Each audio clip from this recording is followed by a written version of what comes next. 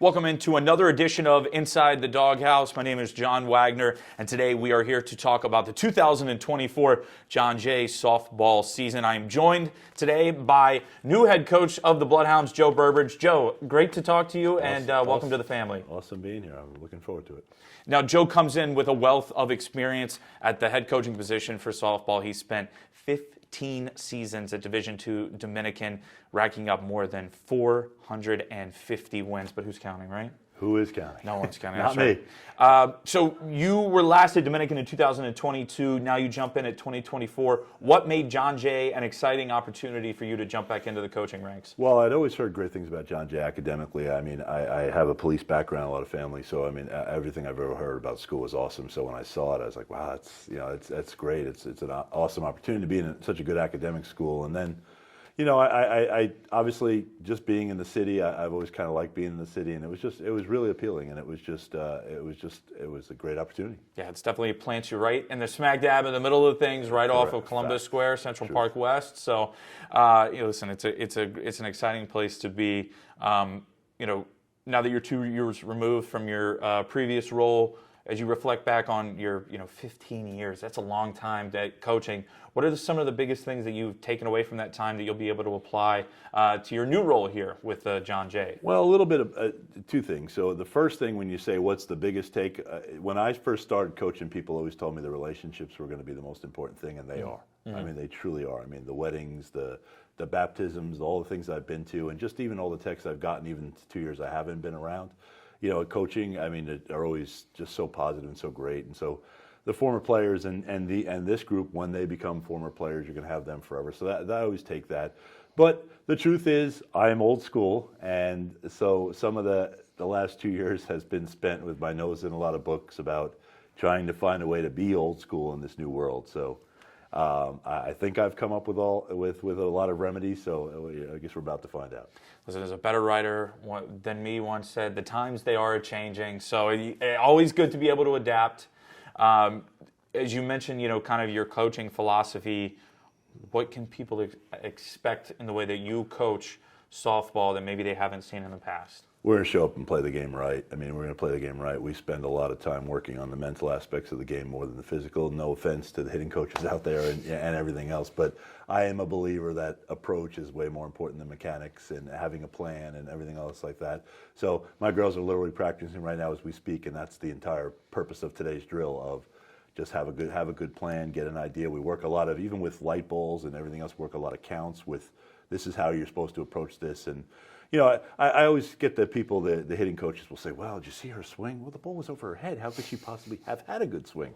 So just having a plan, having an idea of how to play the game right, and just really respecting the game. I mean, the thing about it is, and another one I get some slack on from people, is that baseball and softball are rooted in the same thing. I'm not saying they're exactly the same, but they're rooted in the same thing. There's a person out there with a ball, and there's a person here with a bat, and they're trying to outdo the other person. A little bit of a duel. Yes, yeah. and that's another one that drives me crazy out there. Baseball or softball is boring. No, it's not. You don't understand the chess match that's going on every pitch if you think it's boring. It is incredibly exciting, actually. It's just a little. It's some people like checkers, some people like chess, but we're going to get more people looking at the chessboard. This is chess. Yeah. Now the beauty of Northeast softball. Not a lot of time spent outside with the team before the season starts, right? I know you guys have had some time outside. A lot of time spent, in the cage, all that kind of stuff. What have you been able to see from this team early on as you guys prepare for the opener? Well, the thing about inside and outside is growth. Doesn't matter whether it's inside or outside. You see some things in growth of people and just different things. And first of all, the first thing I would say about this team in general is certainly gave me a blank check. Hey, come in, we're willing to learn. Tell us what you want to tell us and show us what you want to show us. So we brought together a lot of drills that maybe they weren't doing in the past. We have this little stick of a bat and we have these little tiny balls. And so, as an example, Kelly Fajardo, the Rookie of the Year from last year, she missed literally about 10 in a row of the little ball and little bat. We then she switches the drill to her real bat and a real ball, bangs the ball over the place, inside, outside, right, left. She learned. And she also realized, which we talk about all the time, we got a little ball, a little bat in a dark gym. We're trying to make it hard. We're trying to make it that when you do get thrown the real ball, it's going to look like a beach ball. So she took the drill to perfection by keeping her head about her. So something like that. Another example where we're rolling balls in the gym early on in the process when they're still getting used to me. Roll a ball to my second baseman, Angelina Solis. She picks up the ball right in the baseline, working on double plays, and flips to second and throws to first. And I said, "What are you doing?" I said, "You don't think the girl's going to be right there? You could tag her?" She said, "Well, coach, there wasn't a runner." I said, "We got to get that clock in our head."